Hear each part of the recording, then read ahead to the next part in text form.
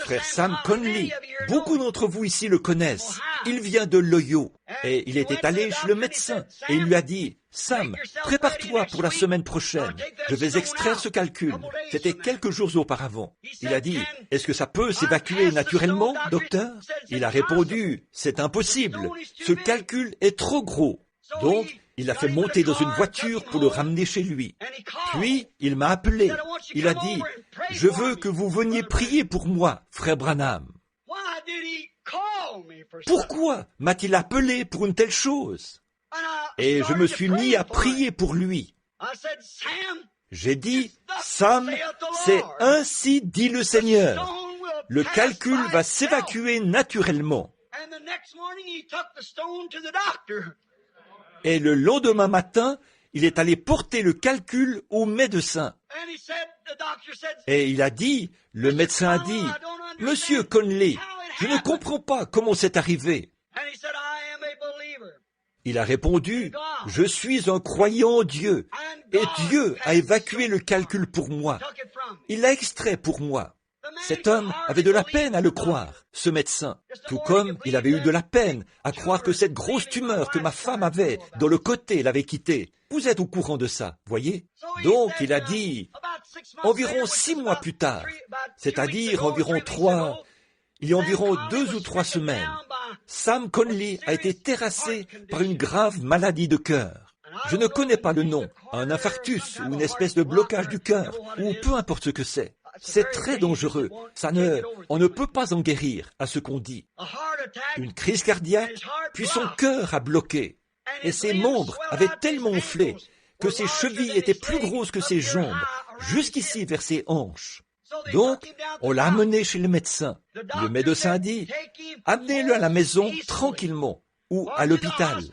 Sam a dit, je ne veux pas aller à l'hôpital. Il a dit, amenez-le à la maison et mettez-le au lit. Ne bougez ni la tête, ni les mains, ni les pieds pendant 6 mois. Il a ajouté, vous risqueriez de mourir d'une minute à l'autre. Puis, frère Norman a appelé et nous sommes allés voir frère Sam ce soir-là. Et quand nous avons prié pour lui, le Seigneur a parlé.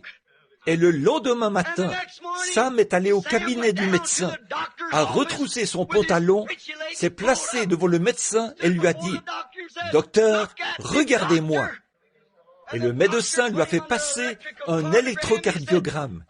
Et il a dit, « Je ne comprends pas ça. » Il a dit, « Retournez au travail. » Il a dit, « À quelle église appartenez-vous » Il a dit, « Je n'appartiens à aucune d'elles. » Il a dit, vous ne pouvez pas être chrétien sans appartenir à une dénomination. Il le faut. Voyez, c'est tout ce que le médecin savait. Pour lui, Sam était un cinglé. Et lui, il était un cinglé pour Sam de poser une telle question. Alors, qu'est-ce qui est arrivé? Sam est venu me voir et il a dit, « Qu'est-ce que je peux dire à quelqu'un qui me dit de telles choses, frère Branham?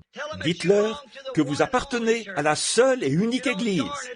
On n'y adhère pas, ce n'est pas une dénomination, on y entre par une naissance. » Il y a environ 6 mois, une jeune dame s'appuyait contre le sein de sœur Norman. Son nom m'échappe, une très jolie jeune femme d'environ 30 ans. Elle et son mari s'étaient séparés. Elle souffrait de leucémie. Elle était dans un état tel qu'elle n'arrivait pratiquement plus à se déplacer. Finalement, les choses ont empiré au point que les médecins ont dû l'aliter. Et les médecins lui rendaient visite en attendant que sa dernière heure arrive. Ils lui donnaient jusqu'au mercredi suivant. Elle devait mourir au plus tard le mercredi.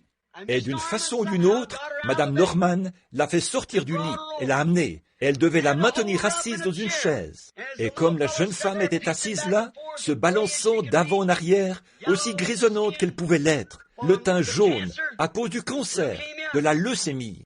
J'ai dit, eh bien, je peux prier pour vous, ma sœur. Et elle essayait de parler, les larmes aux yeux. Elle a dit, je lui ai dit, êtes-vous chrétienne?